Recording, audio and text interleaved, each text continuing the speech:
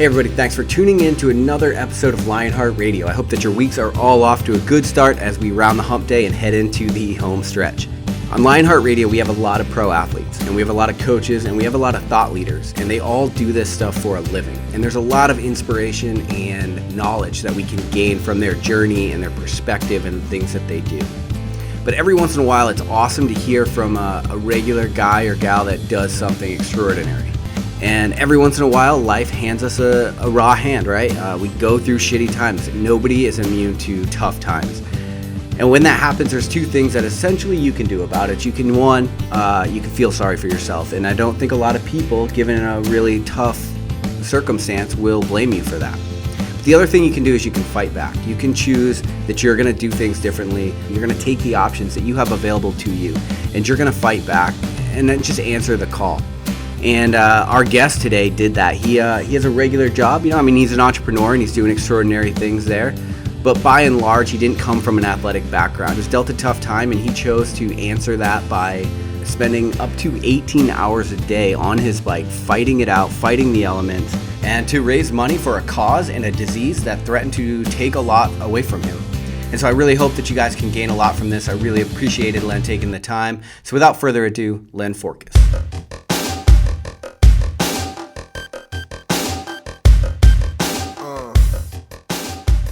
All right, welcome back to Lionheart Radio. I'm your host, Rick Alexander, founder of Lou Aviv in San Diego, California, and today I am joined by Len Forkas. Len is an entrepreneur, a speaker, author of What Spins the Wheel, and he's an endurance athlete, recently having completed the Race Across America, and I'm going to definitely get into what that all entails. So, Len, thanks for being on today.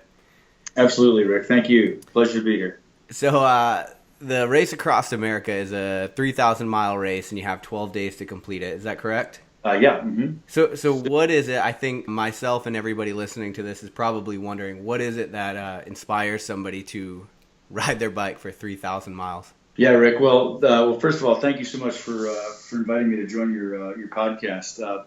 I use Race Across America as an opportunity to create awareness and use it mostly as a fundraiser for a charity that I started that helps kids with cancer connect to their friends while they're going through treatment. My son was 9 when he was diagnosed with leukemia years ago in 2002. And at the toughest time of his life, when he needed to be with his friends the most, he was stuck at home going through treatment. And I wanted to try to help him feel less lonely. So I came up with the idea of putting a web camera in his classroom and one in our home. And this was before Skype. I mean, we're on Skype right now, but there was no Skype back in 2002. And getting a school system to agree to putting a web camera in a classroom was not an easy task. But you should have been in the room when those two cameras clicked on, and my 9-year-old son could see all of his third grade classmates. It made such a difference knowing that he hadn't been forgotten. I mean, kids with cancer feel like the whole world moves forward and they're stuck in neutral. And when I saw how powerful and impactful that experience was, especially when he went back to school and every one of those kids was, knew what he went through, I wanted to help more kids have the same feeling. And so I started this charity, and we called it Hope Cam. And to pay for it, I started doing ultra marathons and getting my friends to sponsor me. So I kind of got into a pattern of doing really hard ultra endurance events and building and doing, taking on more and more challenges. And that's what led me to Race Across America. So you mentioned something there, and I think that's something that a lot of people forget is, like, of course, the battle with cancer is this, brutal thing. But with children, you forget about the fact that when you're growing up, the last thing that you want to do is to be isolated from your friends, right? Or to be different in any way. So I think you definitely found something. Where was it tough getting that into schools back then when, like you said, Skype wasn't really a thing. The internet was still kind of budding. Yeah, we had to cut through so much red tape. And it took 6 weeks to do it, which for me felt like 6 years. But we kept at it and persevered. And during my day job, I own my own company. I build and own cell phone towers, and I partner with a lot of municipal partners. So I'm very familiar with kind of how people in public service think. Right. So I was able to navigate through that labyrinth, the legal labyrinth, and just to create a sense of urgency for my son as an advocate. And when we made the connection, I saw the impact. I also realized that parents with children with cancer, they don't have a lot of free time. Their days are maxed out, and they don't have the bandwidth to be able to cut through this challenge. And so I realized that somebody had to do it for them, and so I decided to start the charity because I knew that was something that I was pretty good at. Yeah, sure. And any entrepreneur, I think, would get pretty. It's good that you had that background, like you said, because any entrepreneur trying to do something in the public sector, I think, would get frustrated pretty quickly at the way that things move. Yeah, and the more kids we connected, the more families we connected, the more schools we connected. It got easier. Sure. Yeah. And is that a program that's still in place now? Absolutely. In fact, we just last year we connected our 1,000th child to 10,000 classmates in over 44 states. Wow, that's awesome. Congrats. So you said you started doing ultra marathons in order to raise money. So did you come from an endurance background? No, I mean, when my son was born, I did the Marine Corps Marathon. And after that, I swore to God I'd never do one of those again. Yeah. But, when Matt got sick, and I had done some Olympic distance triathlons, but when Matt got sick, I turned to exercise to cope with the stress of his illness. And that was what I did for myself. And you meet people that are doing longer distances, and they tell you about how they did it. And next thing you know, I'm running the JFK 50, which is one of the oldest ultra marathons. And I raised $5,000. We bought 5 computers. I went on to do that race 7 times. Each time I raised more money and helped more kids. I started doing 100-mile runs. I started doing Ironmans. I went on to do 5 Ironmans. Each time I could raise more funds, help more kids. I mean, it's kind of funny how your friends they'll pay you to suffer. Right. Because it seemed to be working, and that's kind of what led me to Race Across America, because I knew that if I were to continue to train and build up and go for something really epic, that I could get people to support me financially. Yeah, sure. So I've recently got into ultra marathons myself, which is, I think, why the connection took place between you and I, why somebody recommended that I have you on the show. But I'm always interested in what it is that powers people, what their purpose is, because when you're suffering for that long, it's super important to be rooted in a very, very tangible why, I think. Absolutely. And, the accountability of knowing that people have made a financial commitment to support you, that's a great motivator. And then later I learned that if I could dedicate, different parts of my race to different children with cancer and communicate with them and share with them what I was doing, that also was a great way to create accountability. Yeah, sure. So 15 years later, you just completed, was it your 3rd Race Across America? Second. I just did it a month ago. Okay. So 15 years later, what is it? Is it the same driver that propels you now? Yeah, absolutely. I mean, so I did the race in 2012, and we had a great outcome. I won my division. I came in 10th place overall. That year, there were 47 cyclists from over 20 countries. And I completed it in 11 days and 4 hours. But more importantly, I raised $350,000. And with that money, we were able to partner with St. Jude Hospital, and half our kids now come from St. Jude. And so we went from 50 to 250 kids a year with those resources and with the awareness. And so I wanted to come back and do it again with the goal of raising $1 million. And did you hit the goal? Right now we're at 916,000. So I still got a small amount to cover. A small amount. It's 84,000, not a small amount, but right. But I'm going to get there. My goal is to get there before the summer's over. Yeah, comparatively small for sure. Where can people that are listening to this, where can people donate and find out about that? Yeah, it's HOPECAM, HOPECAM.org, and you can see information about the race and about the blog and about the kids we serve and their stories and how their lives were impacted by the connection to their friends. Okay, awesome.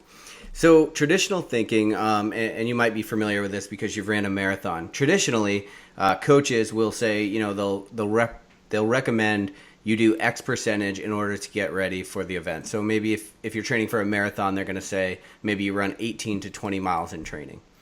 Now, when you're training for a 3,000 mile race, how does the training differ? Because obviously, any considerable percentage of that distance isn't doable in training. Yeah. So in 2012, what I did was I knew that there's a tremendous amount of value associated with pre-riding the great race course, And so what I did was I broke it down into 3 rides of 3 days each. So I rode the first 500 miles in the month of March from Oceanside to Sedona. And then in April, I rode from Bloomington, Indiana, back to Annapolis, Maryland. That was about 700 miles. And then in May, I rode from Sedona across Arizona, Utah, and into Colorado, and across the other side of the Rockies. So back in 2012, I did 3 different rides with 3 different crew members on 3 different times of the month, give myself plenty of recovery time, because I knew that I would learn something from each one of those experiences, and I also be able to preview 2,000 miles of the race course. Sure. And so that was my strategy in 2012, and it really worked out, because at the same time, while I was kind of getting familiar with what the terrain was going to be like, and then putting my body through the stress of back-to-back-to-back days with minimal sleep, I was able to dial in my nutrition, and my crew was able to dial in how they were, providing resources to me during the race. So we learned a tremendous amount from each of those different experiences. And then, when the race started in 2012, once you get past day 4, it's just a big science experiment on your body. I mean, right. Reality is that it's going to react differently. And so that was the approach I took in 2012. And then this year, I tried to do the same thing, but we had bad weather in Colorado, so I had to scrap my Colorado ride. So I ended up doing a lot of rides, mostly in the mountains, in West Virginia, Western Maryland, the Blue Ridge Parkway down in North Carolina. But each and every time this year, I got rained out on one of those 3 days, where I was riding through 6, 7, 8 hours of just torrential rain. So it was really pretty depressing training this time around. Right. But it ended up serving me pretty well, because I had a really bad rainstorm in Ohio. So you made a comparison in one of the videos that I was watching with you. You said that I believe it was the Tour de France was 1,000 miles shorter, and you got 10 days longer to do it? Yeah, exactly. Yeah, the Tour is 2,000 miles versus this year's race was 3,089 miles. And yeah, the tour is 22 days. We get 12 days. So it's about a little almost half the time. Very different experiences. Yeah, absolutely. And of course, with the stage race, there's time trials and different things. But when you're doing this, how many hours, just to give people an idea, how many hours a day are you actually on the bike? I averaged about 20 hours a day. And this year I slept less than last time. This year I was sleeping on average of 2 hours a day.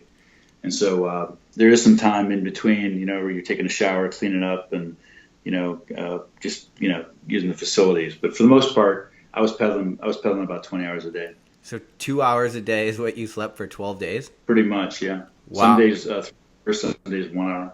And so did you train I know you trained, like you said, but did you train sleep deprivation specifically, or is it kind of just, see how I react and go with it? Oh no, you have to put the back-to-back stress on your body. So yeah, I was training for 3 days with less than 6 hours sleep days. But sometimes it's hard, because the rain on one of my training rides, on my second training ride going through the Appalachian Mountains, it was raining so hard it just wasn't safe to ride.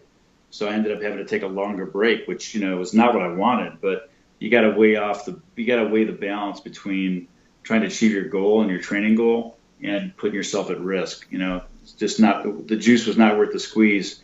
Riding down Route 50 in West Virginia with 3 inches of rain an hour coming down on you for 6 hours. It was just, I decided to take a break, and not risk a crash. I couldn't even see the debris on the side of the road. I mean, it was that bad. So reality gets in the way, of your plans. But for the most part, the notion is to pre-stress your digestive tract, your sleep systems, your metabolic systems, so you can kind of be acclimated when the race starts.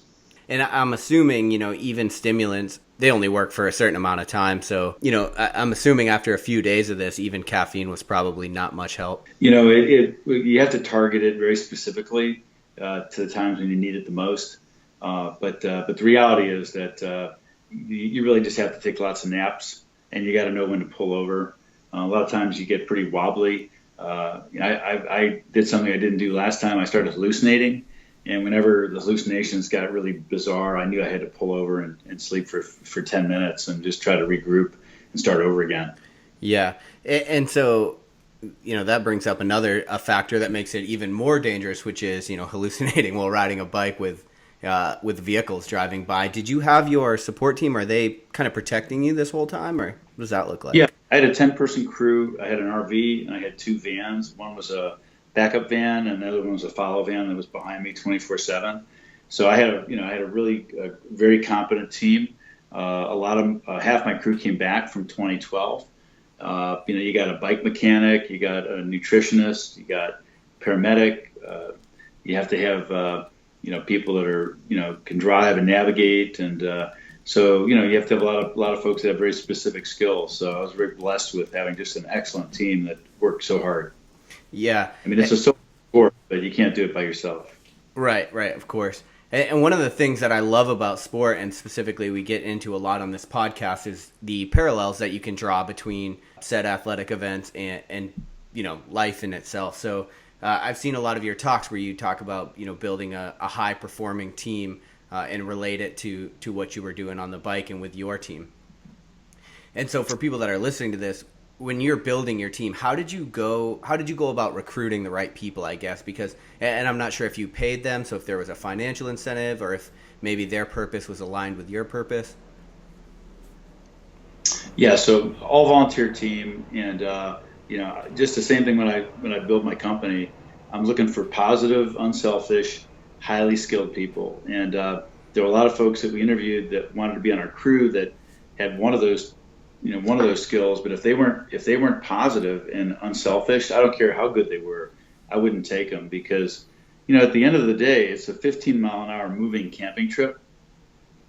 And people are getting sleep deprived, not only me, but my crew. And if you don't have positive people that are willing to support each other, you're doomed, no matter how good they are, whatever they do. And so that was the criteria that I selected my team. Just like at work, I picked the same people on my company. It's the same way. Is that you can teach skills, but you can't teach the other two. And so, I wrote a book about this called "What Spins the Wheel," and it was all about my experience in 2012. And about all the business lessons that I learned, having a high-performing crew that, allowed me to be so successful in 2012. And so still believe in that. And the other thing is that, you need people that forgive each other when they screw up and they make mistakes and they don't hold grudges and they move on. I mean, there were plenty of times, 12 hours into the race, I had to pull over to fix something wrong with my bike. And my crew chief was driving the van behind me. He pulls over and he parks the car on top of my left foot. What? I mean, I'm not making this up. That's a setback. And he parked it. He didn't roll over my foot. He parked it on top of my foot.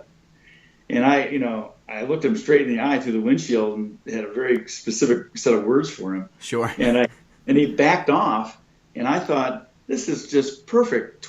10 months of training, preparation, logistics, fundraising are done in 12 hours. And I sat down in the front of the van, took off my shoe, and I could not believe it. I mean, there was nothing wrong. And I thought it was divine intervention. I mean, right. It took me a day or two to figure it out, but I was standing in sand. Oh, okay. So it depressed your foot. Pushed my foot into the sand. That's the only reason I was able to continue to ride. But, so you got to let that go and move on. Sure. I mean, in Kansas, the first ride, we left one guy behind at a 7-Eleven by accident. He left his cell phone in the back of the van. They thought he was in the RV. The RV and the van pulled up together, and it took him 3 hours to find us. And we finally realized that, he was missing because everybody thought he was in the other vehicle.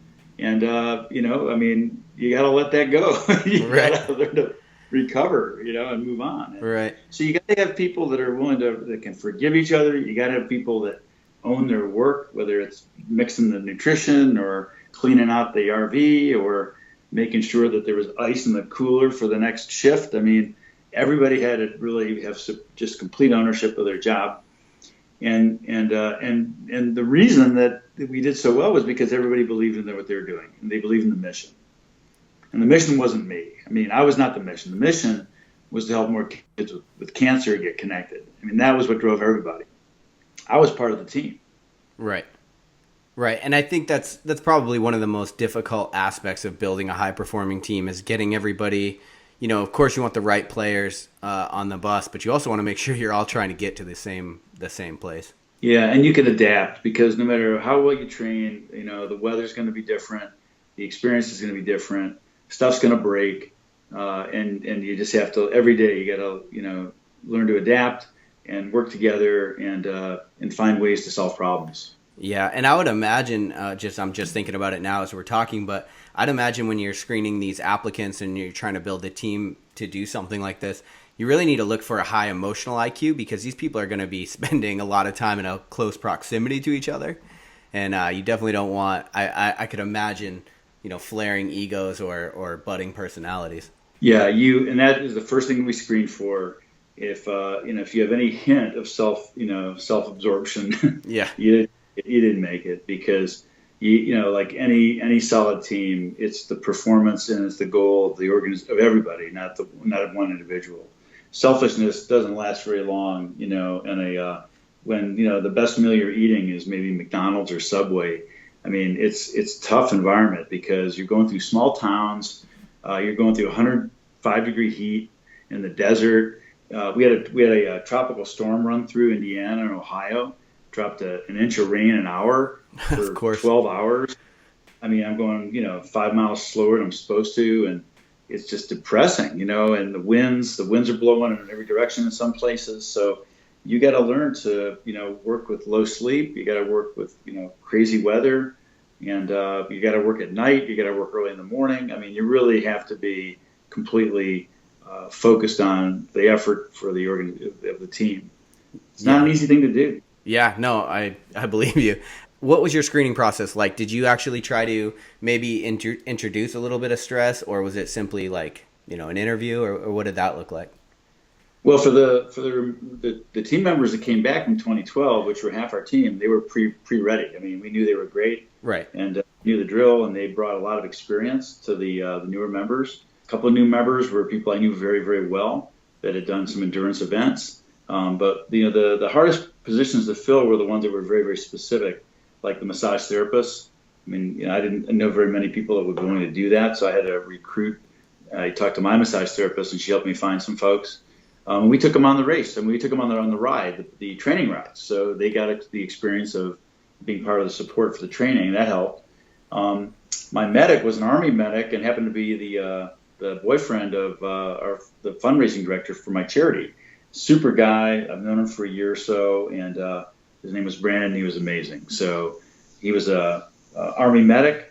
He was a firefighter, so he could drive the RV, and he's now a chef. And so he was like a unicorn. I mean, that guy had everything I needed. Right.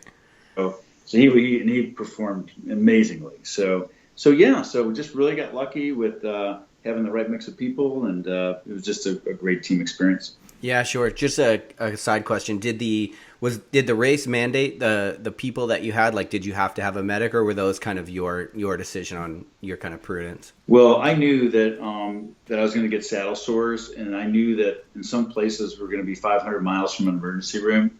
So I made sure we had a properly fit out med kit. But yeah, the race only requires you have 4 team members. So you have 2 shifts of 2 people that can drive and navigate. That's the minimum. Okay. And some of the good guys from Europe come over with just 4 people, and that's a challenge because those people are gonna get exhausted. So we made sure we had plenty of people, and having done the race in 2012, I learned a lot about the kind of skills that we needed.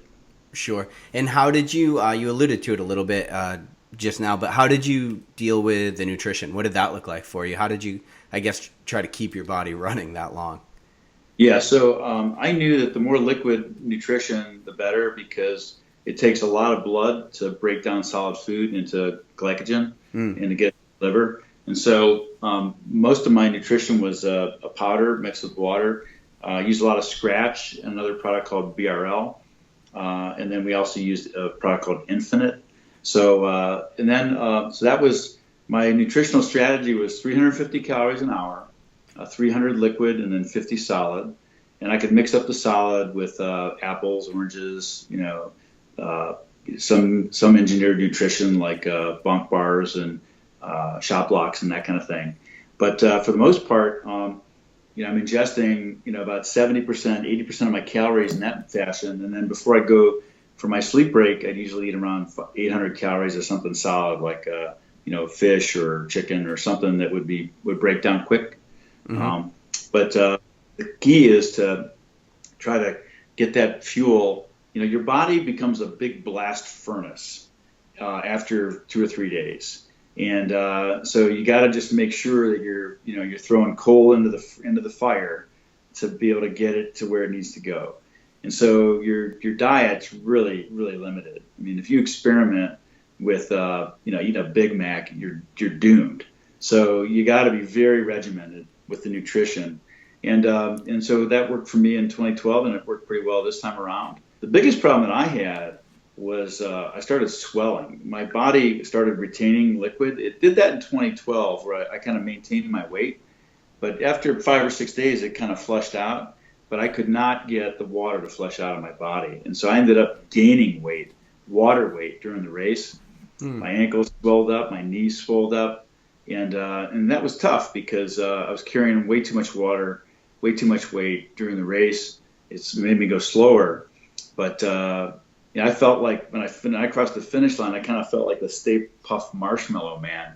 My arms were swollen, my legs were swollen. I mean, it was just it took about 4 or 5 days to finally flush out that water. And by 6 days after the race, I finally dropped about 12 pounds all water within a very short period of time. So that was one of the biggest challenges that I had from the metabolic standpoint, was just the swelling.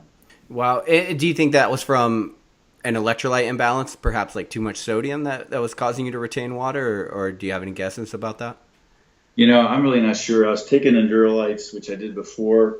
I think part of it was that I was 5 years older. I'm 57 years old. I was 52 when I did the race. So I think part of it was the fact that my body's changed a little bit. But I mean, reality is that it's just a crapshoot as to what's going to happen. Yeah. One of the bigger problems I had was my feet swelled up. Here's the other problem was because I got off to a slow start, and I didn't really think through the extra 90 miles that they added to the course and where they added it. I ended up really falling pretty far behind where I wanted to be on the race course, and so I ended up having to curtail my sleep quite a bit, and that was less time for my massage team to work on my legs and get the water out of me. So part of it was the fact that I just didn't give them enough time to actually work on me because I was riding way more than I was before. So that was part of the problem as well. Okay. And when you finish this race, I'd imagine, at least, I've not done anything even near this distance, but when I do some of the ultra endurance events, when I finish, even though I'm sleep deprived, my hormone levels and my pituitary gland is so shot, I find it hard to fall asleep. Your body's producing a lot of cortisol. What was it like when you finished? Was it difficult to kind of, I guess, fall asleep and start recovering, or was it you were just so wiped out you just fell asleep for days? After 3 or 4 days, I could fall asleep in like 30 seconds. Yeah. My body was so spent. I mean, you're so depleted. So I never had that problem at all. In fact, most of the time when I go down for my rest break, I'd sleep, I'd be asleep I could fall asleep in 20 seconds for a 5-minute nap. Oh, wow. Okay. But again, I think the biggest problem I had was because I was too far behind on my timing, I slept less, which means my body didn't give enough recharge time. And that's why I was hallucinating, was I wasn't getting enough REM sleep.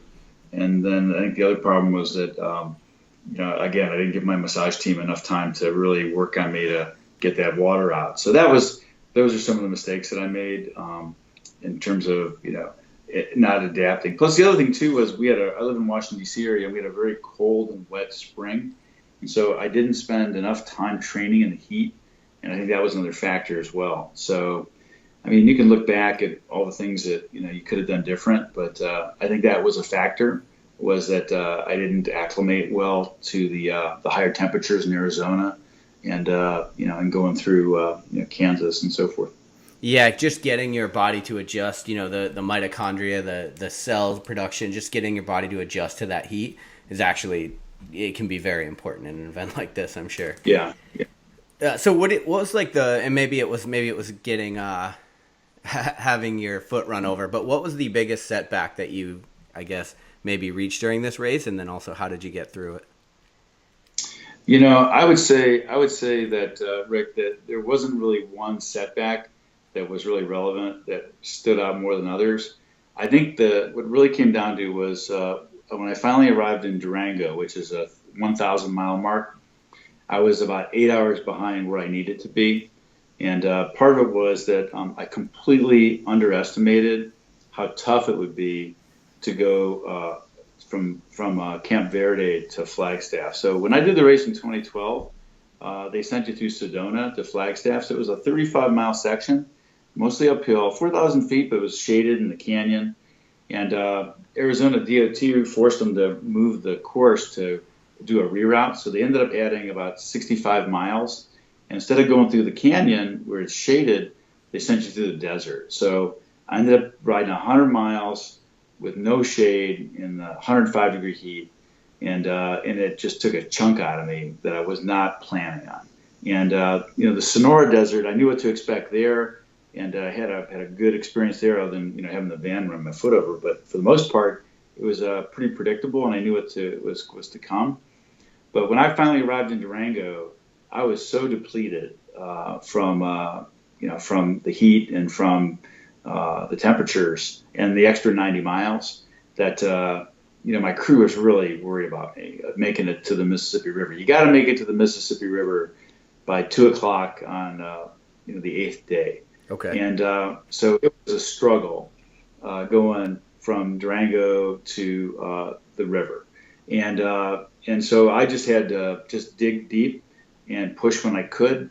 And some days were better than others. The day leading up to that 2:00 crossing was just absolutely brutal. Up and down, left, right in the hills in the Ozarks were super hard, way harder than before. Detours, we had some detours that ended up taking us through really steep sections. And but the pressure of that cutoff was emotionally just so taxing for me because I wasn't just another cyclist out there just trying to do well. I had $1 million bet that I was going to make it, and I had a lot of people following me, a lot of people supporting me. Every day, I dedicated different parts of the race to different children with cancer. I mean, we had over 50 kids that I talked to before or written to and told them where I was going to be, and then I was riding for them. And so the whole notion of a DNF at the cutoff in the Mississippi was so, what's the right word? I was so fearful of not making it. I mean, the embarrassment of not making to that cutoff. And fear is a tremendous motivator. And so I did stuff that I never thought I could do in terms of physically pushing myself to make that cutoff. And I made the cutoff, and then I had 1,000 miles to go to make it in 12 days. And I was able to do it. But each day, I'm going to tell you, each day was a struggle. And again, I think part of it was the fact that I kind of went in maybe a little overconfident, but I was 5 years older, and I think I learned a lot about myself, about what I could force myself to do when you set your mind to it. Do you think that, and it's hard to speculate, I'm sure, but do you think that you would have been able to recover from that, that hydration deficit, that time frame that you were in? Do you think you would have been able to do that without all of that external pressure that you put on yourself? I'm not sure. I think that it's all pretty integrated, but I think I'd spent so much time with the logistics and the fundraising and running my business. And my business has doubled in size since 2012. So I had so many more things I had to deal with leading up to the race that when you do it as a rookie, that only a third of the rookies make it. And that you have to think of everything. And so 5 years later, having been successful, I wasn't as worried about some of the things I was worried about from before. But again, when you're an endurance athlete, you have to allocate the time to be able to train. I was training 25 hours a week, building up to this, trying to stay healthy, trying to be a decent parent, trying to be a decent husband, trying to be a decent boss. I've got great team running the charity, but I was doing a lot of the calling on the fundraising. And so, in many respects, I mean, it was way more than just a bike race for me. It was a vehicle to be able to really elevate our capacity. And I think in many respects, I mean, it was a very different type of experience for me than it was for anybody else that was out there, pushing the pedals. Right, sure.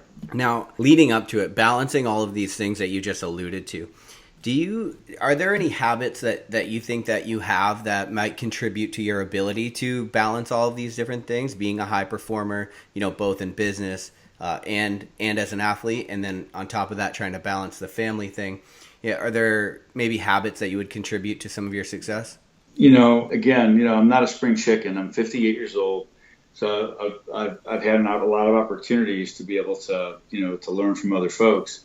The number one thing that really gives me the advantage is ever since I was a little kid, I've always been what's called a short sleeper, which means that I only need 4 hours of sleep to recharge. And I've been that way my whole life. And so that's why I've been able to really do a lot of really great, really cool races, endurance races, and be successful because I recover quick. And then I don't need as much sleep as everyone else. I mean, I actually feel pretty good after 4.5 hours. And so that gives me more time to train. The only time that I train is, during the weekdays is at 4:00 in the morning, and I'm done by 7. And so I built in some really good habits in terms of diet, in terms of exercise, in terms of, integrating all the components, the core components, the weights, the training, the cardio, the stretching, the massage, and so forth. And then, you just got to be good at managing your own energy. I mean, everybody talks about time management, but for me, it's just about managing energy management, which is knowing when am I sharp, when am I strongest, when do I need rest, when can I do things that don't require a lot of mental capacity. And so I think just knowing yourself and knowing your body and developing good habits on, being able to balance things out. I mean, my kids are older, and my wife stays up late and sleeps in. So, when she's sleeping, I'm working out. So it's kind of like finding those trade-offs. I mean, the one thing that very, very few endurance athletes will ever admit is that it's a very selfish sport. I mean, it takes a tremendous amount of time to train that you pretty much are doing alone or with a small group of people. And you have to find ways to be able to balance out all that time that you're gone with breaks in between your races and working extra hard when you're not training, you're not preparing. I mean, it took me 5 years to build up enough political capital with my family to go out and do this thing again. Yeah. And so you got to know, when you have the opportunities to be able to dedicate the time to do this. And so I think that's the key is having a full life means that, you're not going to be able to do everything that you want to do, but knowing that there are moments and there are times when you can push your family. I mean, I had to work so hard with my team at work to be able to take so much time off to train as well as during the race. But I think the other element is that you got to trust your people. I mean, and there's no way that I could have done what I did to prep for this year's Ram in 2012 if I didn't have just a tremendously capable team of people at my company that I could trust to run the operation while I was out doing all this other stuff. I was at 40% capacity between February and June, and then gone 100% for a good over 2 weeks. So, it's a matter of trust. It's a matter of knowing, to build up the goodwill. It's knowing a matter of, how to find all the pieces and make them all fit together. And then also to compensate, when you're done. I mean, I'm spending a lot of time off the bike right now, helping around the house and working harder at the office. And so you got to find ways to be able to know when you can turn it on and when you have to turn it off. Yeah, sure. Was your wife one of the crew members for you? No. You don't want to. It's really dangerous to bring your wife on this trip. And the reason for that is after my son came this year, though, and my son is a cancer survivor. So he was on my team, and he did amazingly well. And what a great team player he was. But the reason that you don't want to bring your wife is because after they take a good look at you after 6 days, they on average will beg you to stop. Oh yeah, yeah, I'm sure because you're just putting yourself through so much. Yeah, you look like a train wreck in many respects. And so yes, so she rooted from home. Okay. So I'm wondering, how did you finish up at 20 hours on the bike? That seems like, is that pretty standard for most of the competitors, or? I think it's about average. Yeah, it's kind of what it takes. I mean, and look, the biggest risk and the biggest issue you got is not the guys and gals that you're cycling with on the race course. The enemy is not your people you're riding against. The enemy is the weather Hmm. and the race, because there's so many things that happen along the way that you have no ability to predict or measure. And so, and then your crew, I mean, stuff's going to happen with your crew. I mean, my crew stopped to get me a Starbucks, and they drove the follow van through the drive-through with two carbon fiber bikes up on the roof rack. I mean, shit Oh, like that. Excuse my French, but stuff like that happens. You yeah. get human error, and then you got Len error, which is stupid stuff that I do. But for the most part, I mean, it's just a big choreography of the unknown, and you have to just adapt. And I mean, every morning, when I get out and I'd start, I talk to my crew chief, John Moore, and he'd say, "Okay, man, we gotta get to this place at this time to stay in the race." And I knew I had my marching orders. I knew what I had to do, and most of the time we made it, but there's sometimes we didn't, and we had to double down. So it's just a matter of what the weather's going to be like, how you're feeling, what's working. But like I said, you just have to learn to adapt. But also, I think the key thing for me was to not let those voices in your head uh, come through, which is stop. Yeah. Because every fiber in your body after 5 or 6 days is asking you to just stop. I mean, let's face it. I mean, the reason we survive as a species is because we're wired to avoid pain, and so you have to learn to quiet those sounds. And because a rational person, would never do this, because the rational mind says that that type of stress on your body is just bad. And so you have to learn to stay in the moment and to listen to your team and to just stay focused and drink your mix. Take your breaks when you need them. If you're getting wobbly, pull over, and just keep pushing the pedals. And what drove me to keep doing it was these children, these kids that I called these kids on the race and beforehand. And I told them, I said, you're with me today. I mean, here's where I'm at. I'm going over the Wolf Creek Pass. I'm going over the 11,000 foot highest point in the race course. And, you're on my team today, because I think about what these kids go through, suffering and just trying to, deal with their own mortality. I Hmm. mean, whenever I had a lot of pain or a lot of, things weren't going well, I just think about my son and what he went through and what these children go through. And believe me, no matter whatever pain I had during that race doesn't come close to what these children go through fighting to live. And that was a big driver for me.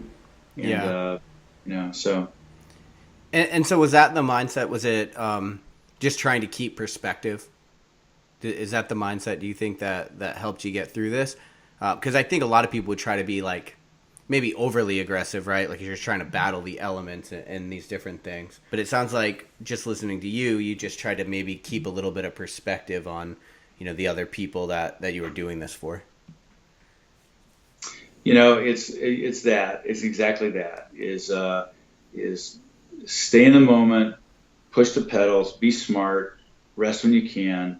But again, when those demons come and they tell you that you've had enough, either take a break and come back, or just gut through it and just keep moving. But I think the thing with Race Across America is you have to just keep moving, because there's not enough time to take the breaks, in many respects. that a normal person would want to take. And so the clock is always ticking.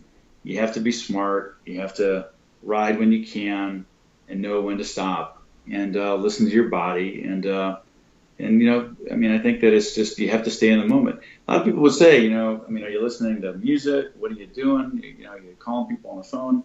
And after 3 or 4 days, you realize that you got to pay attention to what's in front of you. There's potholes, there's bad pavement, there's turns. You got a Garmin that tells you when to turn left or right, but every cyclist has to follow the exact same path. So you got to make sure you don't take a wrong turn. We missed a detour. There's a bridge out. We missed a detour.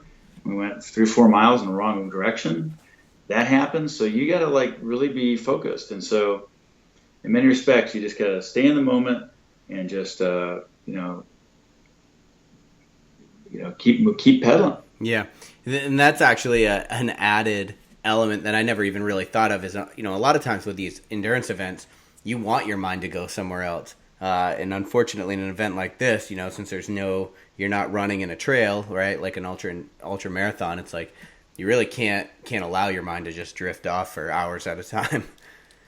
No, not at all. I mean, you really have to pay attention, and the other thing you have going for you is that you got tractor trailers with cattle in Kansas and Missouri just zipping past you, and you've got a van that's kind of behind you, kind of blocking for you, but you get there's a lot of close calls, and there's certain places in the country where the roads have no shoulders, and a lot of hills.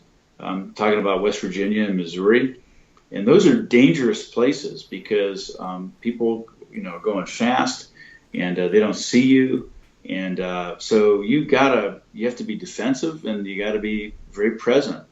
And there's a lot of ways to go sideways in this race. I mean, when I crested a hill in Grafton, West Virginia, after I woke up at 4 a.m, and it's it's middle of the afternoon.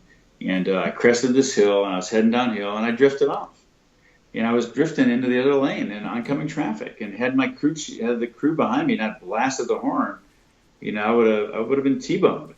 And so that stuff happens. I mean, when I was going through Missouri in the Ozarks, at 4 o'clock in the morning after riding for 20 hours, I'm starting to see things that aren't right. I mean, I hallucinated. I would look ahead, and I saw where they looked like these translucent flamingos running across the path 100 yards in front of me. And when I saw the flamingos, I knew it was time to stop. Right. Yeah, I mean, but you get into this, you get vertigo, you get all sorts of just weird feelings. I was descending down Durango, a path that leads into Durango at 2 o'clock in the morning. I'm going down a 6%, 8% hill. After riding all day, and I was so out of it. My speed was only 20 miles an hour, and I just don't even remember how I got down that hill. But I arrived at 3 a.m. and I looked at my speed. I should have been hitting 35 miles an hour on that hill. I was hitting 20 because I just didn't trust what I was seeing. But I had to get to Durango because my hotel was there. I was going to sleep in a warm bed that night, and so you have to persevere. When I was going across a pass that led into a town called Levada. Had a 30 mile an hour, 40 mile an hour headwind at the end of the night, and I'm going half the distance. I can almost see the lights of the city where I'm trying to head to, and I'm climbing in a headwind, and it's like life just stinks. But I got to get to that spot, and then I can't complain about it. I just got to keep moving. So it's that's the mindset, is that you just have to Winston Churchill once said, when you're going through hell, keep going. Keep going, yeah. Keep going. And that's what RAM is there's times where you're going to feel like you're going through hell, and you just have to just not think about it and just keep pushing your pedals. And so that was, that's part of the experience. Yeah. I'd imagine that ability to grit it out is just extremely important in a race like this. So the final question that we ask every guest, the Lionheart Kicker, is it's based on advice. If you could give advice based on all the experiences you've had and all the things that you've done up until this point, and it were guaranteed that advice would be translated to every language and everybody would hear it, what would you tell people? I would say that if you have a goal that's really big, you tell everybody what the goal is and how you're going to achieve it. because the simple verbalization of your goals is what you're doing is you're creating accountability. And I'll give you an example. The hardest thing that I've ever done in my entire life was not doing Race Across America again. The hardest thing I've ever done in my entire life is make a commitment a year ago that I was going to raise $1 million, because I've never done that before. I mean, the most I've ever raised was $350,000, and that was 5 years ago. But I had to keep saying it and repeating it and telling people that I was going to do it. And when the time came, when the rubber met the road, I dug deep and I picked up the phone. I built a team of people to help me, and I'm almost there. But that was the hardest thing I've ever done, was to promise hundreds of people that I was going to go raise $1 million. And what's interesting is when you accept the fact that you need to be vulnerable to grow, and when you're vulnerable, it means you have to articulate verbally your goals. You're building in accountability, because I knew that people were going to ask me, how'd you do? How did you reach your goal? Did you accomplish it? And it's so I think that the power of third-party accountability is one of the most valuable lessons that I think that I would like to share with your audience, is that you create that accountability by verbalizing your goals, and it builds in what I consider the fear and the pressure, which is what it takes sometimes to do hard things. Is you have to force yourself into that vulnerable position to do things that are very challenging and very hard. And I think it's the same thing whether it's in your career or whether it's in in an athletic goal or whatever the goal is. You got to tell people what it is, and that would be the lesson that I would share with your audience. Yeah, that's great. You're by doing that, you're building in that external motivation. So that's great. And I don't think anybody's ever given that advice for that question. So that's awesome. For people that are listening to this and they want to follow along with your journey and maybe interested in some of the things that you've learned through this experience, how can they do that? Well, we have a couple ways to track us. HopeCam, HOPECAM.org is our website. We're also obviously on all the other social media platforms with Twitter and Facebook. You can also follow me at lenforkas.com. I also I give motivational talks on team building and leadership and in high-performing teams. And I do this to raise money and awareness for HopeCam. So every dollar of speaking honorariums that I get from speaking and every book sale, it goes right to the charity. And so I do that, and that's one way that I can kind of spread the word. And that, by the way, was how I was able to raise $1 million, because I've given my book talk over 150 times to lots of organizations, companies, and so forth that heard the story.